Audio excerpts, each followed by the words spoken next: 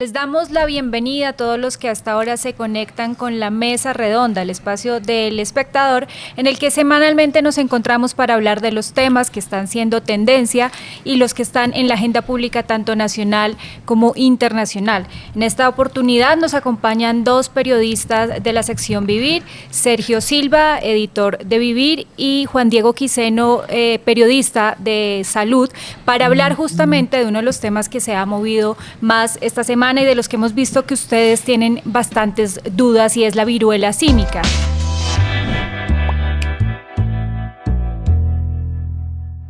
Quisiera que empezáramos, Sergio, contando un poco, porque es una de las dudas muy frecuentes que vimos en todos los artículos que hemos publicado acá y los comentarios que nos han dejado ustedes a través de redes sociales y en las mismas notas. La gente se pregunta, no es la primera vez que estamos hablando de este tema. Empecemos haciendo como una cronología para contar y explicar desde cuándo viene sonando la viruela símica en el mundo. Bueno, hola a todos y todas, muchas gracias por la invitación, primera vez que me traen a este espacio. Pero no será la última. Bueno, espero que no sea la última. Ojalá para temas más amables. Ojalá para temas mucho más amables, mucho más divertidos. Y bueno, para responder a tu pregunta, Marcela, este es un virus que en realidad a mí me sorprendió un poco que la gente no recordara, porque hace justamente 2 años estuvimos conversando mucho sobre este virus, estuvimos conversando mucho sobre la viruela símica, porque hubo casos aquí en Colombia, hubo casos en Sudamérica, hubo casos en muchos países del mundo. Entonces es un virus que en realidad conocemos hace rato, y echando un poco para atrás, es un virus que en realidad conocemos hace más de medio siglo. Yo estaba ahorita revisando unos estudios súper interesantes que hacían un poco memoria sobre esa cronología, y el primer caso, pues el primer caso que se detectó en humanos fue en 1970, que fue en un niño de 9 meses justamente en África. Pero casi 20 años antes, en 1958, fue justamente cuando descubrieron el virus en unos simios en un laboratorio, descubrieron un brote en un laboratorio por primera vez.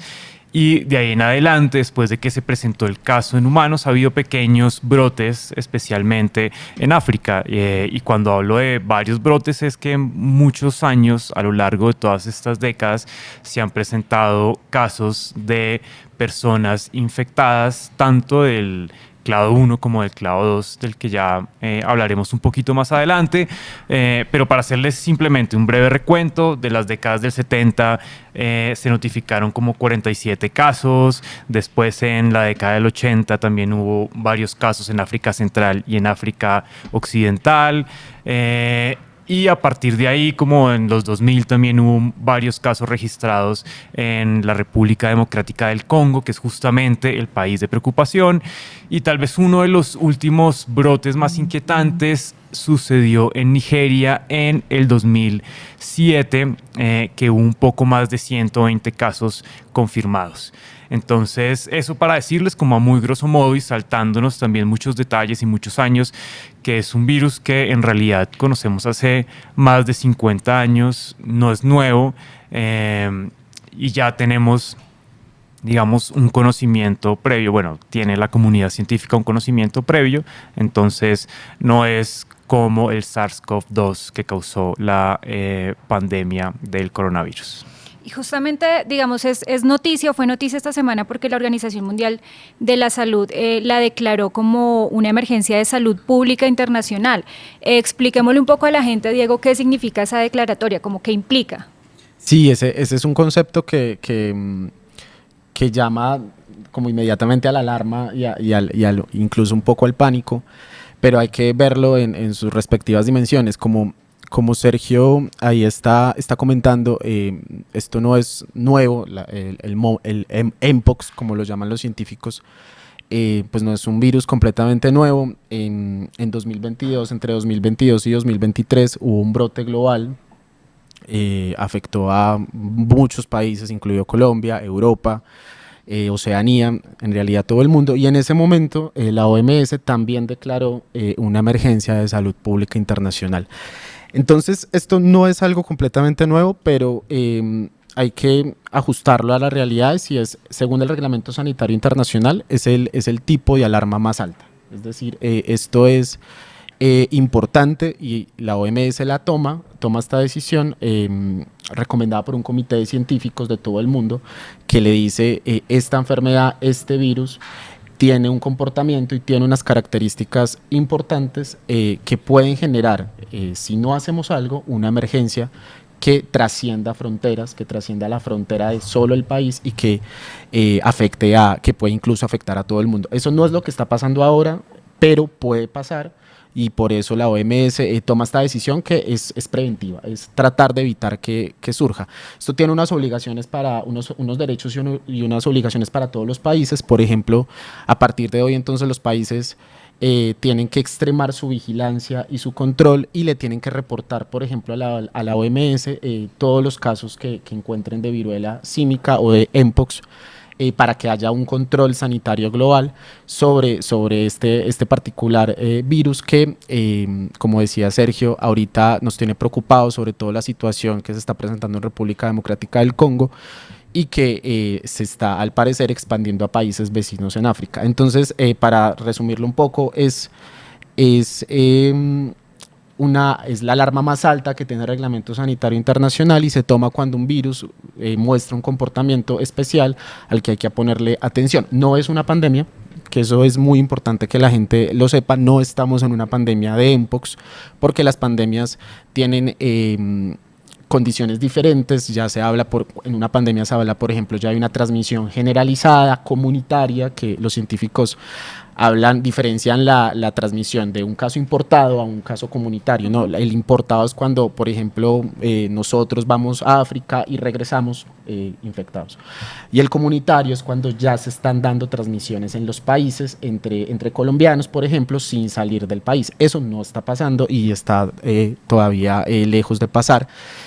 Pero entonces este pequeño apunte solo para decir que no es una pandemia y que estamos muy lejos de estar en una situación como la del SARS-CoV-2 que produce COVID-19, porque además son dos virus muy diferentes, ¿no? Quizá ahora podamos hablar un poquito de esas diferencias entre ambos, pero en grosso modo un poco esas son como las generalidades. Solo para añadir algo, Diego y Marcela, que me parecía como muy preciso y muy útil lo que decían ayer las autoridades suecas cuando descubrieron el primer caso del clado 1, que es el que inquieta en África, por fuera del continente africano, y decían justamente lo que dice Diego, como estamos pendientes, estamos súper atentos, súper alerta, pero hasta ahora creemos que es un caso importado, y no hay transmisión comunitaria. Eso entonces quiere decir que las condiciones son muy diferentes, y es eso,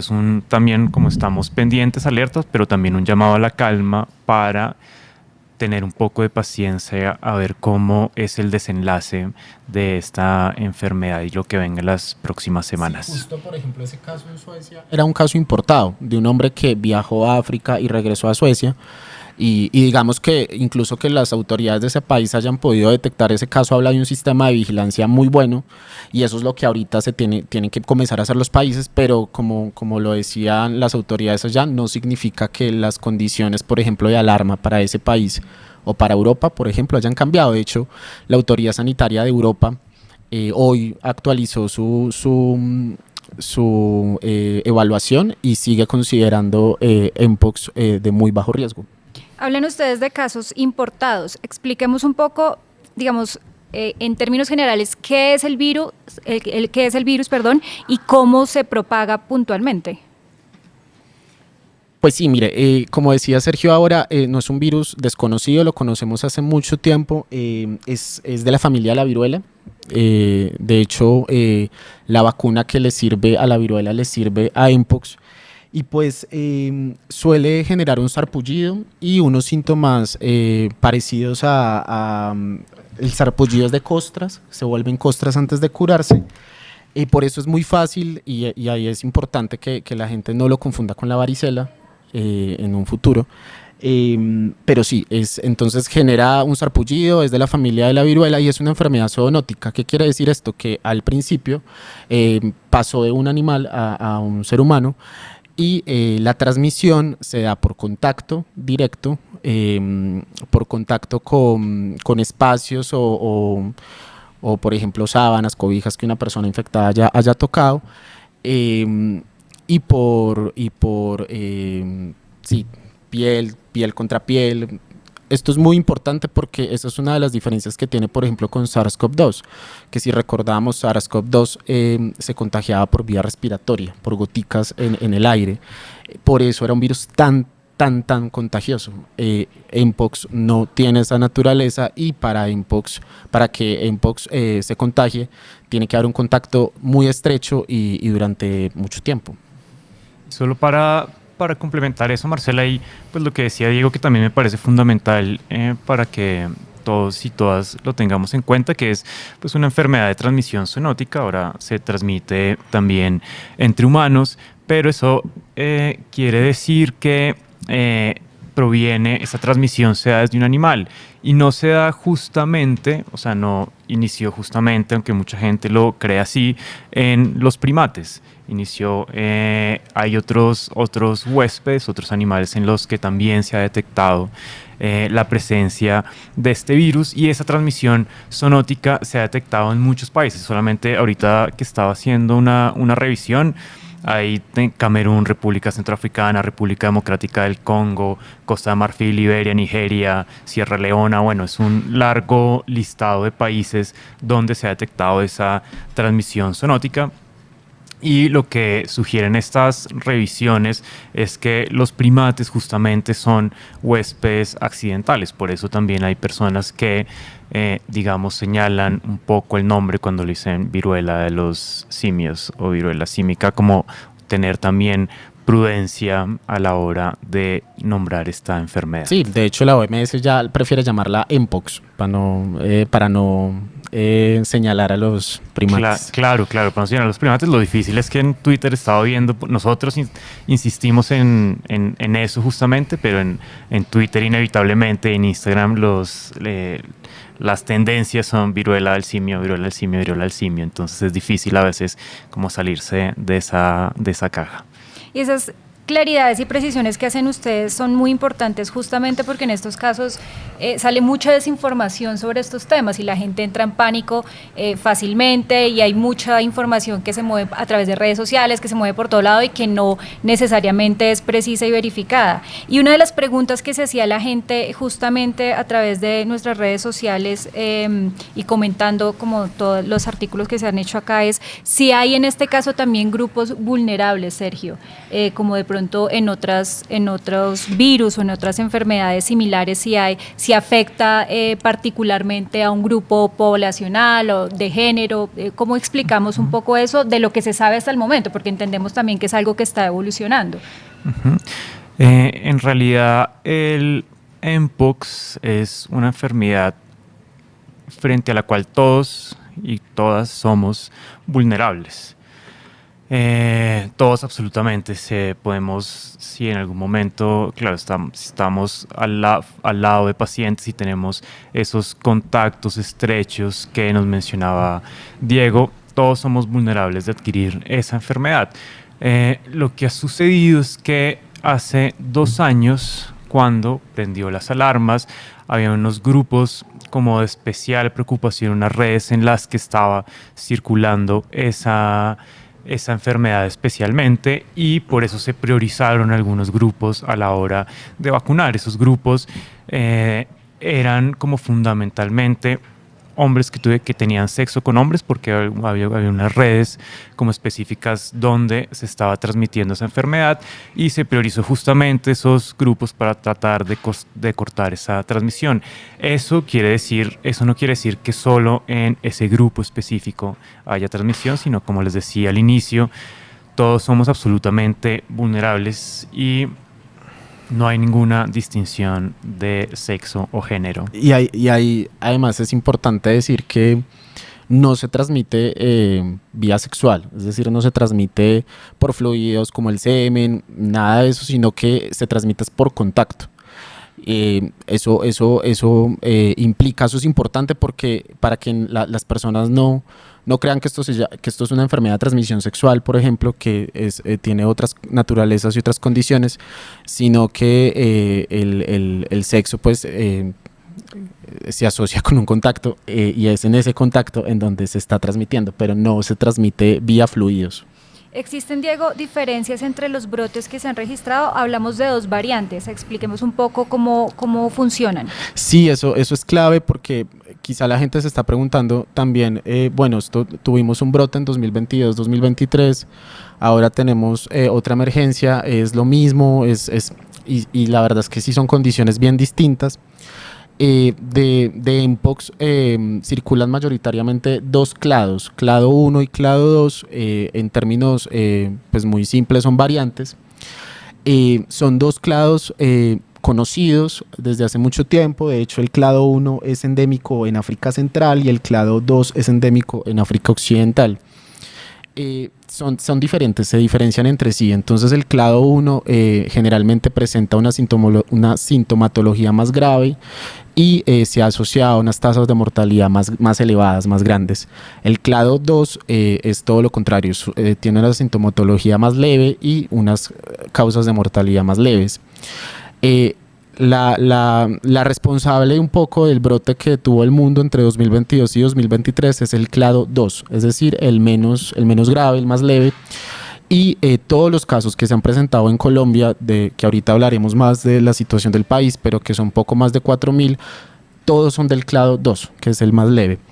Ahora, ¿qué es lo que está pasando en República Democrática del Congo? Que fue lo que prendió las alarmas. Allá es endémico el clado 1, que es el más grave. Y al parecer los científicos, esto es una cosa que todavía se está investigando, pero los científicos temen que haya habido una mutación en ese virus que está favoreciendo su transmisión de persona a persona, del clado 1. Eso es lo que le está preocupando a la OMS, porque entonces países vecinos de República Democrática del Congo, como Uganda, por ejemplo, que nunca habían presentado o que nunca había presentado casos, están presentando casos del clado 1.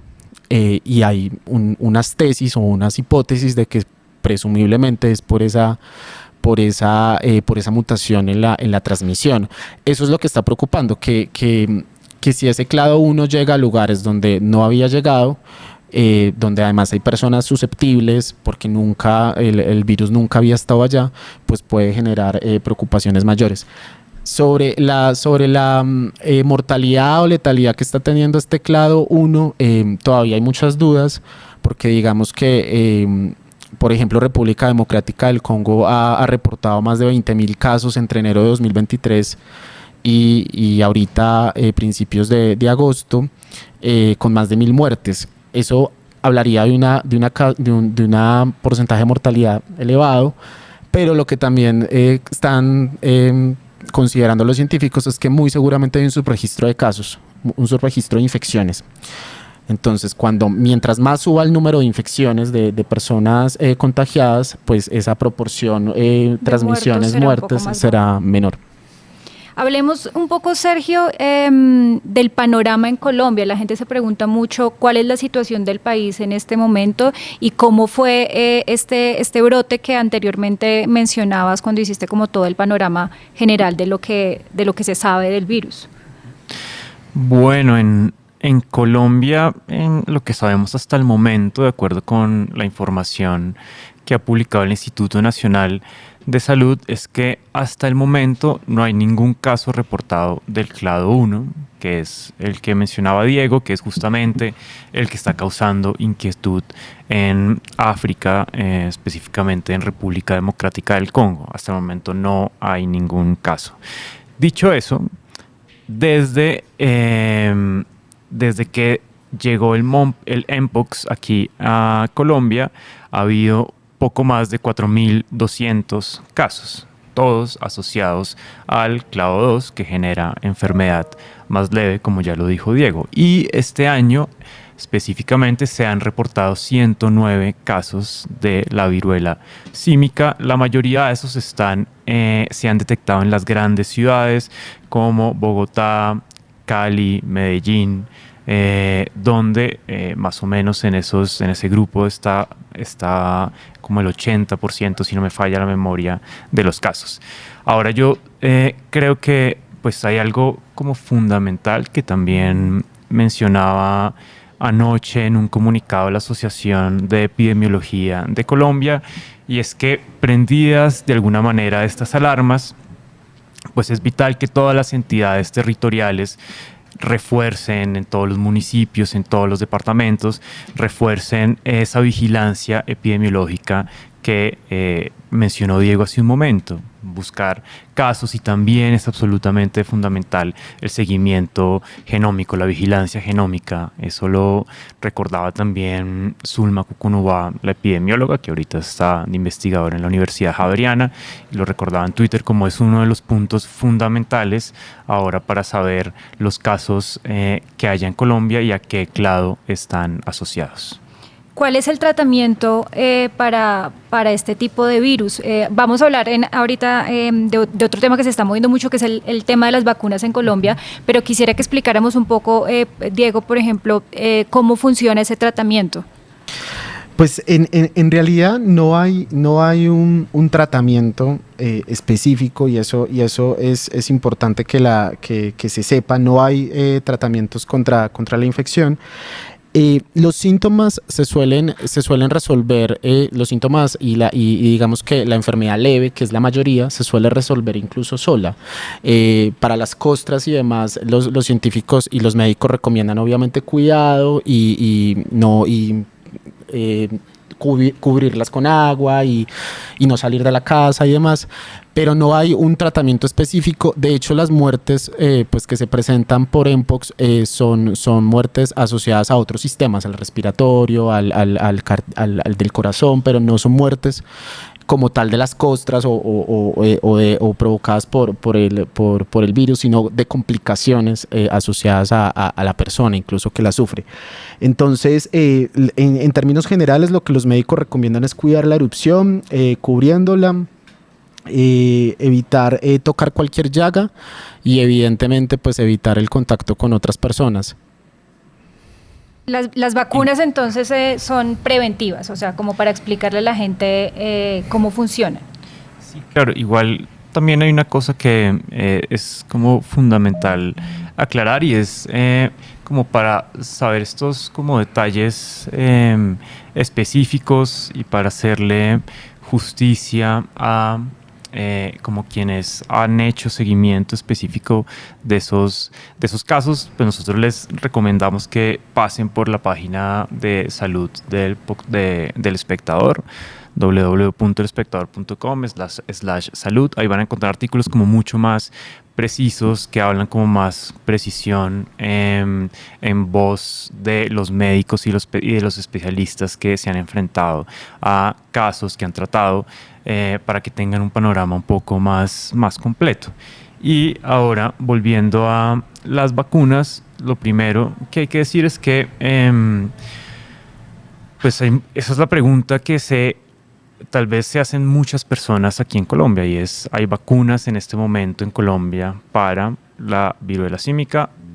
No hay vacunas en este momento en Colombia para la viruela símica. Justamente ayer tenía una conversación con el INVIMA, que es el encargado de dar los permisos para comercializar cualquier tipo de tratamiento, y me decían que en sus registros no hay absolutamente nada relacionado con la viruela símica, a excepción de una autorización que dieron para un ensayo clínico, que fue el ensayo clínico que empezó, si no me falla la memoria,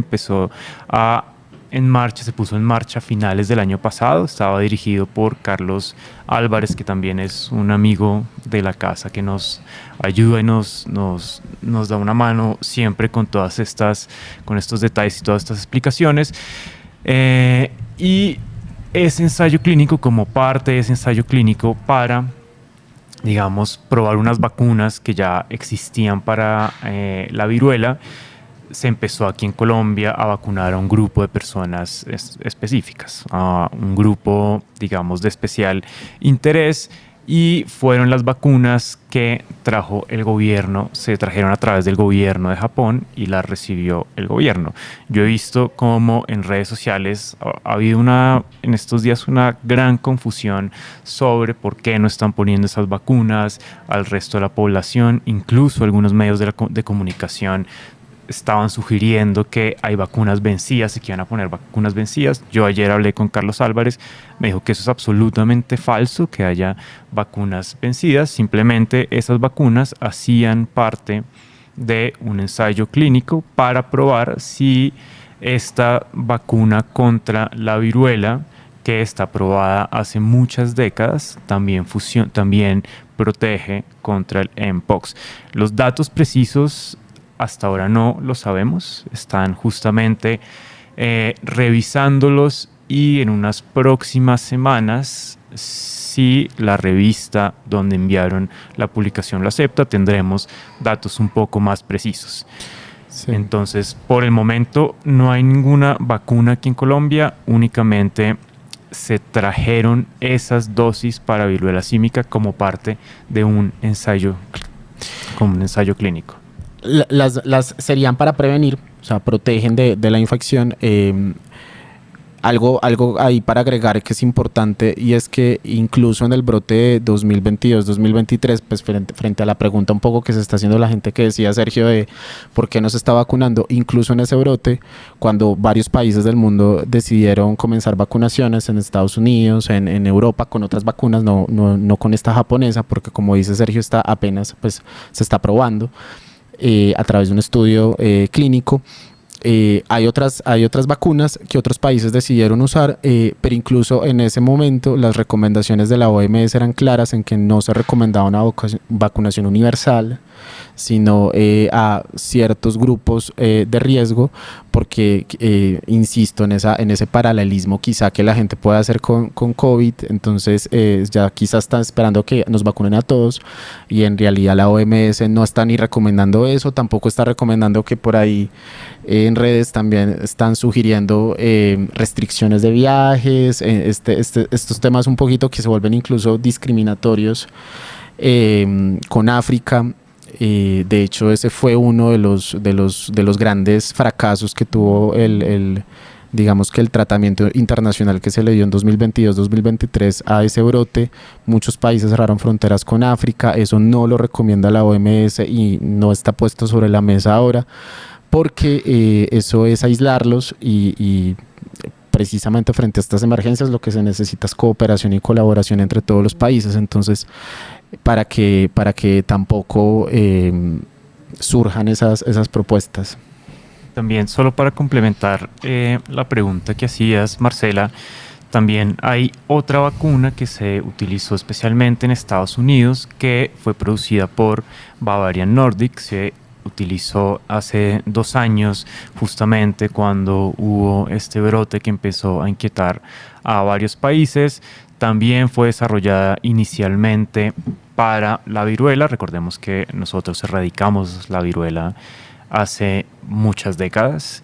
Entonces esta era una vacuna que inicialmente se utilizaba para la viruela, como el virus que causa el Mpox también hace parte, digamos, del mismo grupo, para decirlo en términos sencillos, del virus que causa la viruela. Empezaron a utilizarla también para este fin, y desde entonces estaba leyendo justo esta mañana un artículo del New York Times donde decía que Estados Unidos tiene todavía unas reservas, pero justamente esa es otra de las preguntas y de las inquietudes que se hacen muchas personas, que también nos remite a la pandemia del coronavirus, y es si en este momento hubiese la capacidad para producir vacunas exclusivamente para esas poblaciones de interés, no para vacunar masivamente, sino para esa población de riesgo. Lo cierto es que por lo pronto parece que la respuesta en el momento es una incógnita, es difícil saberlo, pero ayer un informe de Médicos Sin Fronteras que nos compartieron, al menos en República Democrática del Congo, no tenían acceso a esas dosis de vacuna, pese a que había 2 vacunas aprobadas. Entonces eso pone de nuevo sobre la mesa un tema fundamental y es la producción de vacunas, el acceso, digamos, equitativo que tendría que haber para todos los países, no solamente para los países del norte global, sino también para los del sur global, justamente para contener este tipo de brotes que se presentan en países del sur global. Es un tema sobre el que sin duda hay demasiada información circulando, lo decían Diego y Sergio, en redes sociales se hablan muchas cosas, es importante y hacemos el llamado también para que se informen de forma oportuna con los artículos que se hacen a través de El Espectador, que lo decía Sergio también, tienen muchos especialistas, gente que ha trabajado en el tema, que de verdad conoce lo que está pasando, para que estén bien informados y no haya pánico o no haya datos erróneos sobre lo que viene un poco para Colombia y el mundo en este tema. Desde El Espectador les seguiremos informando, desde la sección de Vivir y Salud claramente estarán consultando a estos especialistas para llevarles a ustedes la información más certera posible, y les agradecemos a Sergio y a Diego por acompañarnos y a ustedes por estar con nosotros en este espacio. Nos veremos de nuevo en 8 días en otra mesa redonda.